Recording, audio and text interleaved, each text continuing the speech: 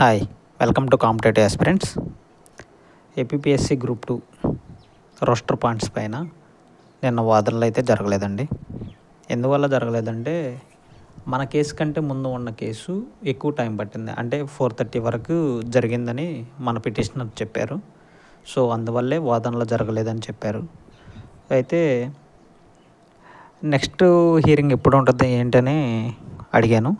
అయితే next hearing ఎప్పుడంటే 8వ తారీఖు నాడు మన వాదనలు జరిగే ఛాన్సెస్ ఎక్కువ ఉన్నాయంట. సో ఎవరు కంగారు పడాల్సిన పని లేదు.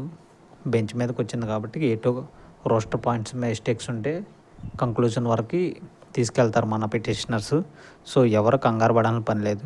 కామెంట్స్లోకి వచ్చి మీకు తెలుసా ఏం జరుగుతుందో అది ఇది అని అడుగుతున్నారు.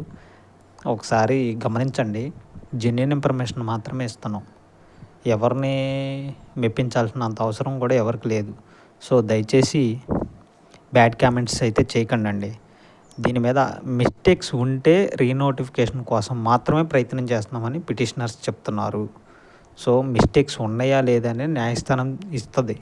సో ఉంటే రీనోటిఫికేషన్ కోసం ప్రయత్నం చేస్తారు, లేకపోతే చక్కగా సెలెక్ట్ అయిన వాళ్ళు జాబ్స్ చేసుకుంటారు. సో అందులో ఎవరికి ఇబ్బంది ఏమి లేదు కదా.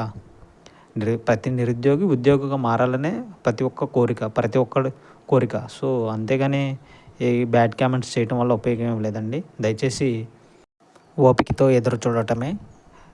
దయచేసి పిటిషనర్స్కి సహకరించండి. అంతే తప్ప బ్యాడ్ కామెంట్స్ చేయటం వల్ల ఏమీ ఉపయోగం ఉండదండి. ఎందుకంటే చాలామంది కామెంట్స్ పెడుతున్నారన్న నెక్స్ట్ హియరింగ్ ఎప్పుడు ఉండదు, ఈవినింగ్ అప్డేట్ ఇవ్వండి అన్నారు.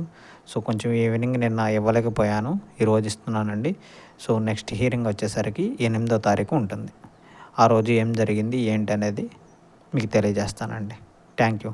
ప్రతి ఒక్కరూ మన ఛానల్ని సబ్స్క్రైబ్ చేసుకుని వీడియోని లైక్ చేయవలసిందిగా కోరుతున్నానండి.